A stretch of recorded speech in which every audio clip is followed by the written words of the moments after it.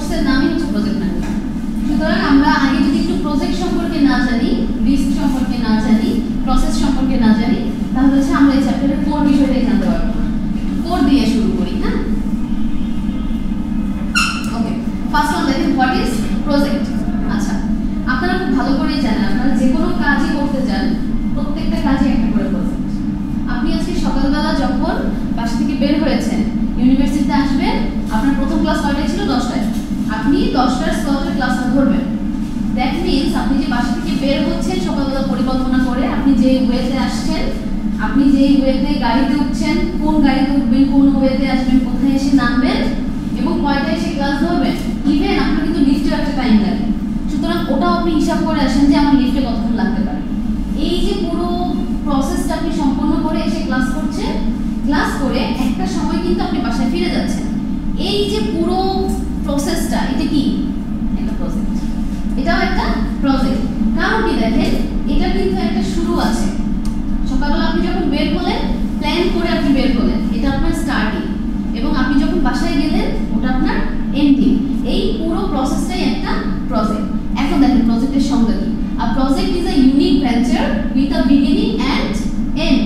কি বলেছে ভালোভাবে খেয়াল করেন। মার্কার কোথায়?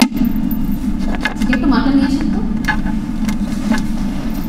দেখেন কি বলেছে, a project is a unique venture with a beginning and end. তার মানে আপনার প্রজেক্টের সংজ্ঞা যখন আপনি পড়বেন, আপনার প্রথমে কি আসছে? আপনার প্রজেক্টের প্রথম বৈশিষ্ট্য আসছে এর একটা শুরু থাকবে এবং এর একটা শেষ থাকবে। আচ্ছা, দেখেন, conducted by people to meet established goals. খেয়াল করেন, কন্ডাক্টেড বাই পিপল। আপনি যখন কোনো প্রজেক্ট করবেন, সেই প্রজেক্ট অবশ্যই রান করবে কে? কোনো না কোনো মানুষ। সেই প্রজেক্ট রান করবে কি? কোনো না কোনো মানুষ। তাহলে এখানে বলেছে conducted by people with established goal. আচ্ছা, আপনি যখন একটা প্রজেক্ট নিচ্ছেন, এই যে আমি বললাম যে সকালবেলা বাসা থেকে বের হচ্ছেন, আপনার গোলটা ক্লাস করা। আপনি সকাল 10টায় এসে ক্লাসটা করবেন, এটা আপনার কি? একটা এস্টাবলিশড গোল। সুতরাং আপনি যখন কোনো প্রজেক্টের সংজ্ঞা দিবেন, অবভিয়াসলি সেখানে মাথায় রাখবেন একটা এস্টাবলিশড গোল থাকবে। তারপর কি বলেছে দেখেন, উইদিন প্যারামিটারস অফ কস্ট। আপনার প্রজেক্টটা অবশ্যই কিসের দ্বারা পরিচালিত হবে? কস্ট। আপনার একটা কস্ট কিন্তু নির্দিষ্ট থাকবে, একটা কস্ট আপনার শিডিউল করা থাকবে যে এই কস্টের বাইরে আপনি যেতে পারবেন না, কারণ ওই প্রজেক্টের মধ্যে আপনাকে ওই কস্টের মধ্যে শেষ করতে হবে। সুতরাং কি বলেছে? Parameters of cost, schedule and quality. আচ্ছা আচ্ছা, মানল। ওকে, দেখেন কি বলেছে যে শিডিউল অ্যান্ড কোয়ালিটি। আপনাদেরকে আমি বললাম যে এটা হচ্ছে কস্টের মধ্যে সীমাবদ্ধ থাকে, তাহলে অবশ্যই একটা শিডিউলও থাকবে। একটা প্রজেক্ট যখন আপনারা রান করবেন বা একটা প্রজেক্ট হাতে নেবেন, তখন কি হয়? একটা ডেট অফ সাবমিশন কিন্তু দিয়ে দেওয়া হয়। সুতরাং আপনার কিন্তু একটা সাবমিশন ডেট থাকবে এবং কোয়ালিটি অ্যাসিওরেন্স থাকবে। নাই আসলে ওকে, দেখেন তাহলে এখানে আপনার কি কি দ্বারা আপনার প্রভাবিত হচ্ছে? Cost, schedule and quality. Cost, schedule and quality. এইবার আমাকে কেউ একজন বলেন তো, একটা প্রজেক্টের সংজ্ঞা দিতে গিয়ে আপনাকে কোন কোন বিষয় মাথায় রাখতে হবে? প্রথমে আজকে কি দেখেন, প্রথমেই খেয়াল করেন, একটা প্রজেক্ট যখন আপনি শুরু করবেন তার একটা শেষ থাকবে। তার মানে starting and ending, starting and ending. দ্বিতীয়ত কি থাকবে? Establish goal. তৃতীয়ত কি থাকবে? কস্ট। এটা আপনার হচ্ছে শিডিউল করা থাকবে কি দিয়ে? Cost, time and quality. দেখেন আপনার কিন্তু প্রজেক্টের সংজ্ঞা ডান। আপনার প্রজেক্টের সংজ্ঞা কি? ডান। আপনি এখন চিন্তা করে দেখেন, আপনাকে আমি একটা অ্যাসাইনমেন্ট দিলাম, অ্যাসাইনমেন্টের একটা টপিক দিয়ে দিলাম। এখন এই অ্যাসাইনমেন্টের আমি আপনাদের সাবমিশন ডেট দিলাম হচ্ছে আপনি আজকে থেকে 10 দিন পরে সাবমিশন করবেন। ঠিক আছে, আজকে থেকে 10 দিন পরে কি করবেন? সাবমিট করবেন। এইবার আমাকে বলেন তো, এর মধ্যে এই প্রত্যেকটা জিনিস আপনি পাচ্ছেন কিনা? এই যে আমি আপনাকে অ্যাসাইনমেন্টটা দিলাম, এটা কি একটা শুরু আছে, ডেট অফ সাবমিশন দিয়ে দিলাম, একটা শেষ আছে, আমি আপনাদেরকে একটা টপিকস দিয়ে দিলাম। তার মানে আপনার গোলটা কি? এই অ্যাসাইনমেন্টটা শেষ করা। আপনার এস্টাবলিশ গোলটা কি? অ্যাসাইনমেন্টটা শেষ করা। আচ্ছা, এরপরে কি বলেছি? Schedule and quality. আপনি অবভিয়াসলি যখন অ্যাসাইনমেন্ট করবেন তখন আপনি কি খেয়াল রাখবেন না আপনার যেন কোয়ালিটি এনশিওর হয়? আপনি কিন্তু যাচ্ছে তাই একটা অ্যাসাইনমেন্ট আমাকে জমা দেবেন না, সুতরাং কোয়ালিটি থাকবে। এবার আসুন শিডিউল। অবভিয়াসলি আপনি নিজেও যখন কাজ করবেন তখন একটা শিডিউল করে নেবেন যে আমি আমার অ্যাসাইনমেন্টের এই পার্টটা আজকে করব, এই পার্টটা আজকে করব, এই পার্টটা আজকে করব, ফাইনালি একটা ড্রাফট কপি আমি এই তারিখে সাবমিট করব। তাহলে আপনি সব সংখ্যাগুলো এখানে পেয়ে গেলেন। তাহলে এবার আমাকে বলেন যে প্রজেক্টের সংখ্যাকে ভুল করবেন কি? আপনার যদি মুখস্থ নাও থাকে এটা তো মুখস্থ করার বিষয় না, এটা আপনার কনসেপ্ট। আপনি জাস্ট এই কনসেপ্টগুলো মাথায় রাখেন, আপনি কিন্তু একটা প্রজেক্টের খুব সুন্দর সংখ্যা দাঁড় করাতে পারবেন। ঠিক আছে, আমি ভুলে মাথাটা নিয়ে আসি, তাহলে আপনাদের একটা ডায়াগ্রাম করে দেখাবো। আচ্ছা, সেকেন্ড ওয়ান দেখেন, এখানে দুই ধরনের প্রজেক্টের কথা বলেছে। প্রজেক্টে কয় ধরনের কথা বলেছে? দুই ধরনের। একটা হচ্ছে টেম্পোরারি প্রজেক্ট, একটা ইউনিক প্রজেক্ট।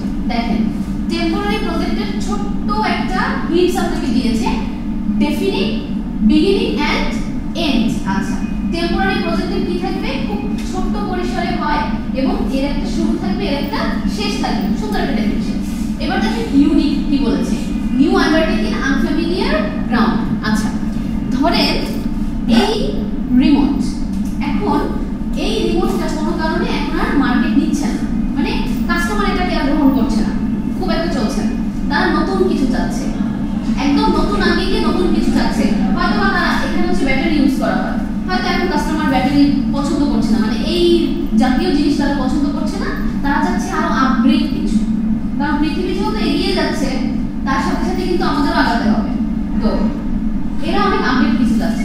এখন মার্কেট চিন্তা করলো যে আমার যেহেতু আমার কোম্পানি ধরে রাখতে হবে, তাহলে তার সাথে সাথে আমাকে চেঞ্জ হতে হবে। তখন তারা কি করলো, এই প্রোডাক্টটা, ধরেন এই প্রোডাক্ট কিন্তু এক্সিস্টিং, এখন কি করলো, এই প্রোডাক্টটাকে আরেকটু নতুন আঙ্গিকে নিয়ে আসতে পারে, এই প্রোডাক্টটাকে কি করতে পারে, আরেকটু নতুন আঙ্গিকে নিয়ে আসতে পারে, পুরোপুরি চেঞ্জ করবে না। অথবা কি করতে পারে, ধরেন এই প্রোডাক্টের টোটালি মার্কেট ডাউন, টোটালি একদম ডিক্লাইন, তখন তারা কি করলো, একদম নতুন আঙ্গিকে একটা প্রোডাক্ট নিয়ে আসলো যেটা এটার সাথে কোনো মিল নেই, এবং ওই প্রোডাক্ট আগে মার্কেটে ছিল না, ওই প্রোডাক্ট কি ছিল না, আগে মার্কেটে ছিল না। তখন তারা যেই প্রোডাক্টের জন্য যেই প্রজেক্টটা করে থাকে, সেই প্রজেক্টটার নাম আমরা কি দিতে পারি, ইউনিক প্রজেক্ট। কি দিতে পারি, ইউনিক প্রজেক্ট। দেখেন টেম্পোরারি প্রজেক্ট কিন্তু একবারও বলেনি যেখানে আপনার নতুন কিছু নিয়ে আসবেন, এক্সিস্টিং কোনো কিছুকে আপনি এনহ্যান্স করে আরেকটু মানে সমৃদ্ধি করবেন, এরকম কিছু বলেনি। বাট আপনি ইউনিকে যখন গিয়েছেন তখন আপনারা কিন্তু আনফ্যামিলিয়ার গ্রাউন্ডের কথা বলেছেন, যেটা এর আগে কেউ দেখেনি, এর আগে কেউ ভাবেনি, এরকম নতুন কিছু এখানে ইনক্লুড হতে পারে। অথবা আপনার এক্সিস্টিং কোনো জিনিসকে আপনি আরেকটু নতুন মাত্রা দিতে পারেন, তার জন্য যে প্রজেক্টগুলো করবেন সেটা কি হবে, ইউনিক প্রজেক্ট। আচ্ছা, এবার আমরা একটু ডিপে যাই। দেখেন টেম্পোরারি প্রজেক্ট, একটু খেয়াল করেন, এই প্রজেক্টটাকে আমি মাঝখানে রেখেছি এবং প্রথমে কি আছে, বিগিনিং, এবং শেষে কি আছে, এন্ড। তাহলে টেম্পোরারি প্রজেক্টের আপনারা বুঝলেন যে একটা বিগিনিং থাকবে, একটা এন্ড থাকবে। এবার দেখেন যে বিগিনিং এ আসলে আপনাদের কি থাকে বলেন তো, যখন আপনি শুরু করেন, যে আমি বললাম যে আপনি বাসা থেকে সফলভাবে বের হবেন, তখন আপনার একমাত্র লক্ষ্যটা কি থাকে, আপনার ইউনিভার্সিটি, একমাত্র লক্ষ্যটা কি থাকে, আপনার ইউনিভার্সিটি। সুতরাং এখানে কি থাকবে, একটা অবজেক্টিভস থাকবে। দেখেন এখানে একটা তীর দেখাচ্ছে, তীরটা কোথায় যাবে, এখানে। এখন এখানে বসে সে চিন্তা করছে, এখানে সে তীরটা ঠেকাবে, তার মানে এটা কি, তার অবজেক্টিভস। আপনি বাসায় বসে চিন্তা করছেন, আপনি আইইউএস এ আসবেন, দ্যাট মিন্স বাসাটা হচ্ছে আপনার কি, স্টার্টিং পয়েন্ট, অবজেক্টিভ পয়েন্ট, এবং অবজেক্টিভস আছে কোথায়, এখানে। ওকে, এবার দেখেন রিসোর্সেস। আচ্ছা, আপনি চিন্তা করে দেখলেন যে আপনি খুব ইউনিক একটা প্রোডাক্ট তৈরি করবেন বা খুব সুন্দর একটা প্রোডাক্ট তৈরি করবেন, তার জন্য একটা প্রজেক্ট হাতে নিলেন, কিন্তু আপনার সেই পরিমাণ রিসোর্স নাই যেটা দিয়ে আপনি প্রজেক্টটা সম্পাদন করবেন। রিসোর্সের মধ্যে কিন্তু আপনার কষ্ট করতে পারে, যেমন দেখলেন যে আপনার ফাইন্যান্সিয়াল রিসোর্স কম, আপনার দরকার 1 লক্ষ টাকা, বাট আপনার কাছে 50,000 টাকা আছে। এই যে 50,000 টাকার গ্যাপ, তার মানে আপনার রিসোর্স গ্যাপ আছে এখানে। আবার দেখলেন যে আপনার রিসোর্স আছে বাট আপনার ক্যাপাসিটি নেই। ক্যাপাসিটি কিরকম হতে পারে, ধরেন এখানে আপনার 10 জন কর্মী লাগবে, এখন সেই 10 জন কর্মীর অবভিয়াসলি আপনার প্রথম কি লাগবে, স্কিল। এখন কিন্তু আপনার স্কিল বেশি লাগে, আনস্কিল লেবারের চাইতে এখন কিন্তু স্কিল লেবার মানুষ বেশি হচ্ছে। সুতরাং আপনি দেখলেন যে আপনার পর্যাপ্ত পরিমাণ স্কিল লেবার নেই, তার মানে আপনার রিসোর্স থাকার পরেও আপনার কিন্তু ক্যাপাসিটি বা ক্যাপাবিলিটি নাই, তখন কিন্তু আপনি একটা প্রজেক্ট হাতে নিতে পারবেন না। তার মানে আপনাকে যখন শুরুতে কি কি চিন্তা করতে হবে, আপনার অবজেক্টিভস থাকবে, রিসোর্স থাকবে, ক্যাপাসিটি থাকবে, ক্যাপাবিলিটি থাকবে। এবার আপনি দেখেন এন্ড পয়েন্টে গিয়ে অবজেক্টিভস অ্যামেন্ট, বা আপনি অবজেক্টিভসটাকে করলেন, অন করে ফেললেন।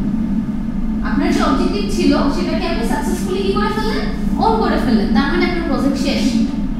এই প্রজেক্ট নিয়ে সেকেন্ড টাইম ভাবার কোনো কারণ নেই।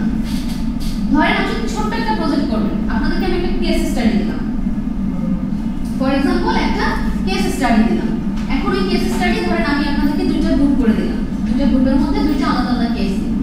এখন আপনাদেরকে আমি সময় দিলাম আধা ঘন্টা, যে আমি ক্লাসে থাকা অবস্থায় আপনারা কেসটা সলভ করে দেবেন। এই যে আধা ঘন্টার মধ্যে আপনারা প্ল্যানিং করলেন, এক্সিকিউশন করলেন, এরপরে হচ্ছে আপনারা আমার সামনে কেসটাকে সুন্দর করে শো করলেন যে মিস এইভাবে যেতে হবে, এটা সমস্যা এটা ছিল, এটা সমাধান এটা ছিল। এই যে আপনাকে আমি অল্প সময়ের জন্য প্রজেক্টটা দিলাম, এটা কি আমি আর সামনে আপনাদের কাছে চাইবো, বা এটা নিয়ে কি আপনারা সামনে আগাবেন না? এই প্রজেক্টটা এখানেই শেষ। আপনি শুরু করলেন, শেষ হয়ে গেল, তার মানে এটার ঝামেলা এখানেই শেষ। এটাই হচ্ছে টেম্পোরারি প্রজেক্ট। এটা নিয়ে আমি পরবর্তীতে কাজ করার প্রয়োজন। এবার দেখেন ইউনিক প্রজেক্ট। এখানে আপনাকে অবশ্যই চিন্তা করতে হবে আপনি এখন কি করছেন, আপনি পরে কি করবেন।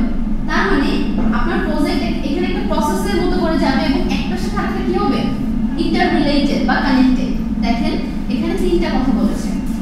এই ইউনিক প্রজেক্ট আমরা আসলে কখন কখন করি বা কি কি দেখলে আমরা বুঝতে পারবো যে এটা একটা ইউনিক প্রজেক্ট।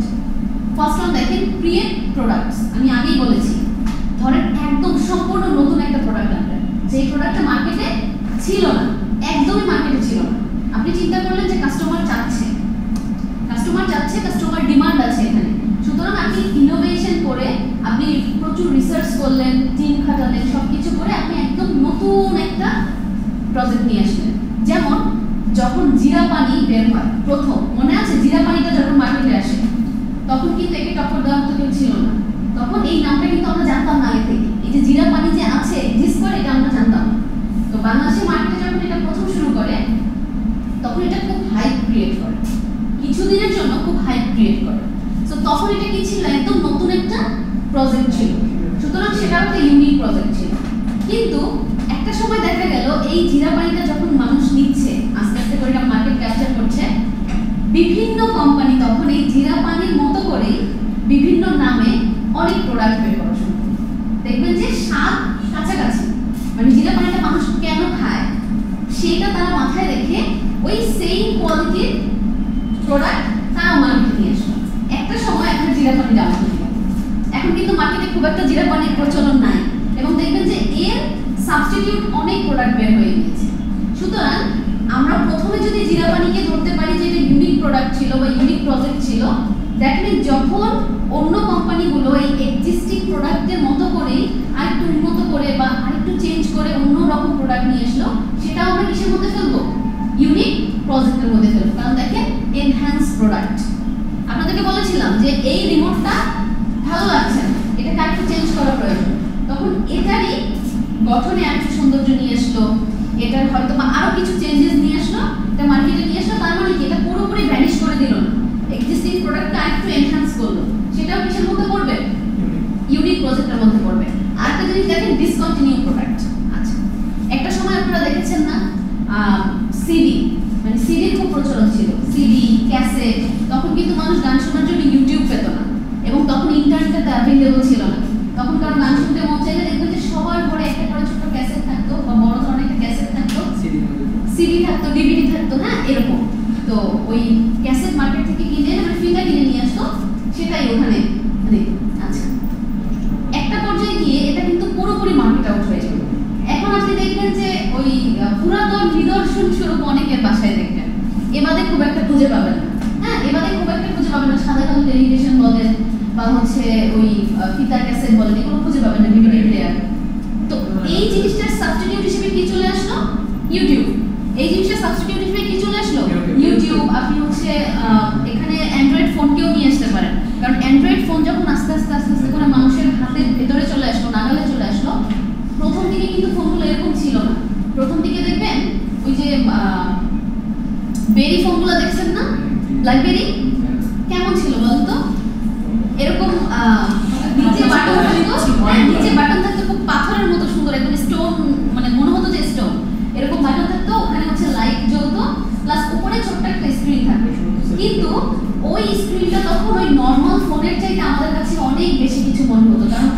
বড় ছিল তাই না, একটু চওড়া ছিল। হ্যাঁ, তো ইভেন এই ফোনটা যখন হাত থেকে পড়ে যেত বা এই ফোনটা অনেকে এমনও হতো যে এখান থেকে অনেক দূরে ছুঁড়ে মারতো, এটা কিছু হতো না, ঠিক আছে। কালো রঙের ছিল এবং সাদা রঙের ছিল মনে হয় দুইটা। সো না, নোকিয়া আবার আপনার ব্ল্যাকবেরিরও আগে, নোকিয়া তো একদম শুরু থেকে, বাট ব্ল্যাকবেরিটা যখন আসে তখন মানুষ ওটাকে একটু কি বলবো খুব ভালোভাবে গ্রহণ করা শুরু করলো যারা কিনতে পারতো, কারণ ওটার স্ক্রিনটা একটু বড় ছিল, লাইট জ্বলতো এবং ওটাতে গান মানে বাজানো যেত, ছবি তোলা যেত, মানে সবকিছুর একটা কম্বিনেশন ছিল। এই যে নতুন একটা জিনিস নিয়ে আসে এবং ওটা থেকে কিন্তু আস্তে আস্তে আস্তে আস্তে করে আপনার আরো বিভিন্ন ভ্যারিয়েন্ট চলে আসছে। সুতরাং এখন কি আপনি ওই নোকিয়া ওই সেটগুলো দেখেন, নোকিয়া 1200, একটা সময় নোকিয়া 1200 ছিল জাতীয় ফোন, মানে যেই ফোন চালাতো তার দেখবেন যে নোকিয়া 1200 আছে। আমার এখন ওই সাউন্ডটা মনে পড়ে, ওটা বন্ধ করলে এবং চালু করলে যে সাউন্ডটা, হ্যাঁ রাইট। তো এখন দেখেন এই প্রোডাক্ট কিন্তু নাই, মানুষ ইউজ করে না, কিন্তু ওটার কিন্তু নাম খারাপ ছিল না এবং ওটা খুব ভালো একটা ফোন ছিল। সুতরাং এই যে কোনো একটা প্রোডাক্ট ডিসকন্টিনিউ হয়ে গেল, ডিসকন্টিনিউ হয়ে নতুন একটা প্রোডাক্ট চলে আসলো, এখানেও আপনি কি ধরতে পারেন, ইউনিক প্রজেক্ট। তাহলে ইউনিক প্রজেক্টের মধ্যে কি কি পড়লো? First one create project, second one enhance project, third one discontinue project. দেখেন খুব ইজি বিষয়। আপনি টেম্পোরারি যখন করেছেন, জাস্ট করেছেন একটা শুরু থাকবে একটা শেষ থাকবে, খুব বেশি ডেফিনিশন ওখানে করার প্রয়োজন নেই। বাট যখন আপনি ইউনিক করলেন তখন তিনটা জিনিস বললেন, create product, enhance product, discontinue product.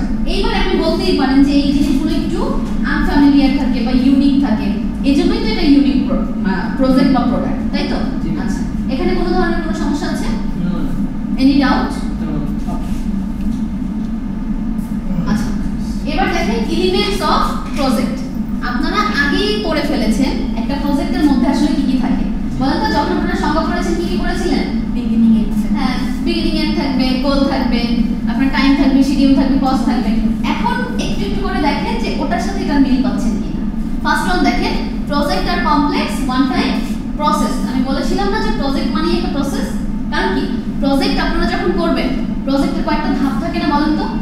ধরেন আমি আপনাদেরকে বলেছিলাম যে একটা অ্যাসাইনমেন্টের উদাহরণ দিলাম। এই অ্যাসাইনমেন্ট আমি যখন আপনাদেরকে দিলাম, আপনি যখন অ্যাসাইনমেন্ট শুরু করবেন প্রথমে আপনি এটা কি করবেন বলেন তো? কনসেপ্ট দাঁড় করাবেন।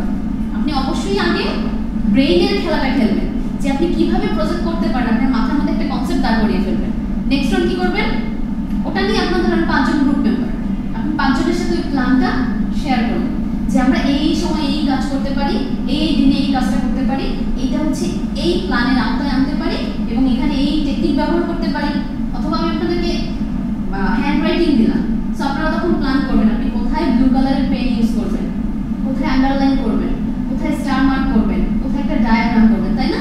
এই যে প্ল্যানটা করলেন, এটা আপনার কি প্ল্যানের দ্বিতীয় ফেজ। প্রথম ফেজে আপনি কি করলেন?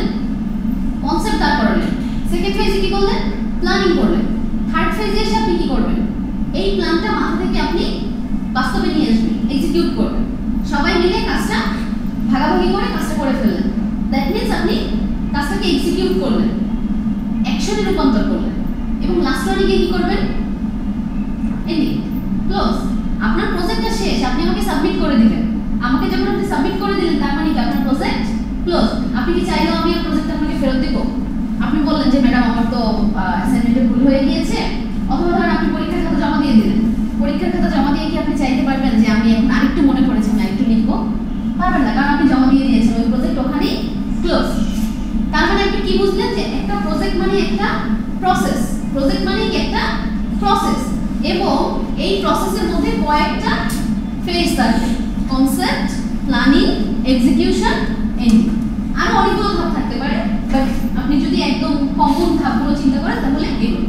আচ্ছা, সেকেন্ড ওয়ান দেখেন, projects are limited by budget, schedule and resources. আগে পড়েছেন, সংজ্ঞায় আপনারা পড়ে এসেছেন। প্রজেক্ট কি দিয়ে লিমিটেড থাকে? Budget, schedule and resources. আপনার অবশ্যই ওই প্রজেক্ট সম্পাদন করার জন্য ওই সমপরিমাণ বাজেট লাগবে, ওই বাজেটের সাথে আপনার রিসোর্স লাগবে, ক্যাপাসিটি লাগবে, ক্যাপাবিলিটি লাগবে, যাই বলেন না কেন ওই সময়ের মধ্যেই আপনার সবটা লাগবে। ঠিক আছে? আচ্ছা, থার্ড ওয়ান দেখেন, projects are develop to resolve a clear goal or set of goal. আপনার প্রজেক্টটা তৈরি হয় কেন? একটা নির্দিষ্ট গোলকে অ্যাচিভ করার জন্য। কি হয়? একটা নির্দিষ্ট গোলকে অ্যাচিভ করার জন্য। বলেন তো আপনার গোলটা যদি নির্দিষ্ট না হয়, খুব বিচ্ছিন্নভাবে থাকে, তাহলে আপনি কিভাবে বুঝবেন যে এই প্রজেক্টটা কি চাচ্ছে আপনার থেকে? আপনি সকালবেলা বাসা থেকে বের হওয়ার সময় আপনি নিজেই ডিসাইড করতে পারলেন না আপনি ইউনিভার্সিটিতে আসবেন নাকি অন্য কোথাও যাবেন।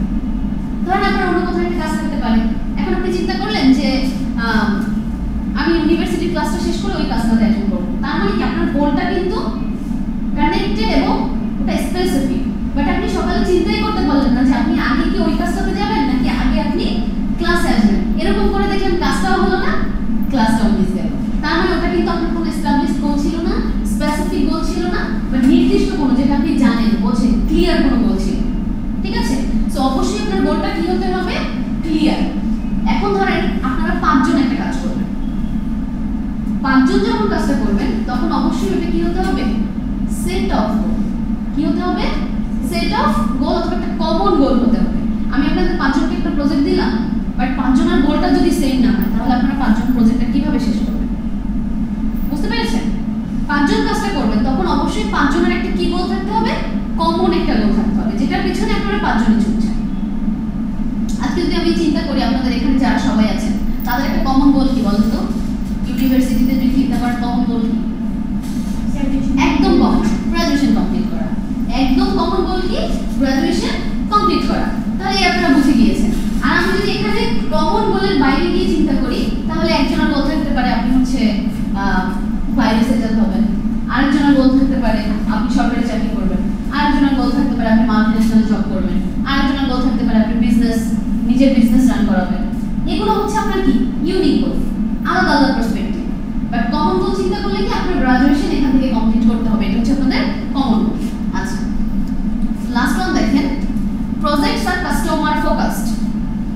আমি আপনাদেরকে প্রথমেই যে উদাহরণটা দিয়ে শুরু করেছিলাম যে এই রিমোটটা মার্কেটে কাস্টমারদের আর পছন্দ হচ্ছে না, তারা অন্য কিছু চাচ্ছে, ভিন্ন কিছু চাচ্ছে।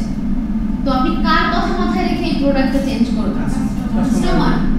আজকে ধরেন আমি এখানে আপনাদেরকে পড়াচ্ছি, এখন আমাকে সবার আগে কি চিন্তা করতে হবে? এই পড়াটা কিভাবে আপনাদের কাছে এনজয়েবল করা যায়। তাহলে আমার আলটিমেট কাস্টমার কারা? আপনারা। দেখেন, আপনি যখনই কোনো একটা প্রজেক্ট নেবেন ওই প্রজেক্টের আলটিমেট ইউজার কারা? তারাই আপনার কাস্টমার। আলটিমেট ইউজার কারা? তারাই আপনার কাস্টমার।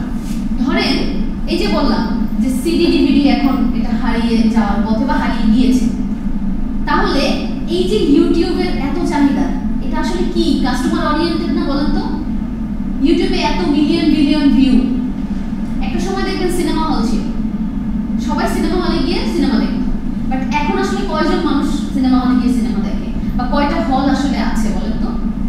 নির্দিষ্ট কিছু হলের নাম আমরা বলতে পারবো, বাদ বাকিগুলো এখন ওভাবে করে রান করে না বা রান করানো হয় না। এখন এই যে কাস্টমারের যে ফোকাস, এই কাস্টমারের ফোকাসের কথা যদি কেউ চিন্তা করে তাহলে কাস্টমার কি চাচ্ছে, কাস্টমারের ডিমান্ড কি, সেই অনুযায়ী কিন্তু কাজ করবে। ঠিক আছে, আপনারা অনেক সময় দেখেন না কোনো ধরনের একটা ইউনিভার্সিটি যে বা ইউনিভার্সিটির রিলেটেড কোনো একটা অনুষ্ঠান, তখন দেখবেন অনেকে টি শার্ট মেক করে। যারা টি শার্ট মেক করে তারা দেখবেন টি শার্টের ডিজাইনগুলো করে ওই বেসিস করে। তখন যারা স্টুডেন্টরা থাকে তখন ওই টি শার্টটা কিনবে। কেন কিনবে? কারণ ওই টি শার্টে তার বিশ্ববিদ্যালয়ের লোগো আছে, তার বিশ্ববিদ্যালয়ের রিলেটেড কিছু আছে, সে যখন ওটা পরে ঘুরে বেড়াবে তার ভালো লাগে, তার ভিতরে একটা ভালো লাগা কাজ করবে। এবং যে ওই টি শার্টটা তৈরি করছে সে তার আলটিমেট কাস্টমার যারা, তাদের ফোকাসটা ধরে ফেলছে, তাদের ডিমান্ড কোথায় সেটা ধরে ফেলছে। সুতরাং কেউ যখন কোনো প্রজেক্ট হাতে নেয়, সেটা প্রোডাক্টের জন্য হোক, যে কোনো কাজের জন্য হোক, সেই প্রজেক্টের আলটিমেট ইউজার হচ্ছে কাস্টমার। সেই আলটিমেট কাস্টমারের কথা চিন্তা করে প্রজেক্টটাকে কি করে? কাস্টমার ওরিয়েন্টেড করে। কি বলেছে দেখেন, the underline purpose of any project is to satisfy customer needs. আপনাকে অবভিয়াসলি কাস্টমারের নিড স্যাটিসফাই করার জন্য প্রজেক্টটা ব্যবহার করা। বুঝতে পেরেছি? আজকে আরো পড়বেন নাকি এখানেই ক্লোজ করছি? আচ্ছা, দেখেন আপনাদের খুব বেশি নাই, আগামী ক্লাসে আপনারা শুধু পড়বেন প্রজেক্টের characteristics and project life cycle. আপনাদের অলরেডি লাইফ সাইকেল আমি পড়িয়ে ফেলেছি মুখে মুখে, এখন শুধু দেখবেন আর বুঝে যাবেন। ঠিক আছে, সো নেক্সট ক্লাসে আমরা 2টা টপিক পড়লে আমাদের এই চ্যাপ্টার জানবো। ওকে, আজকে এই পর্যন্ত।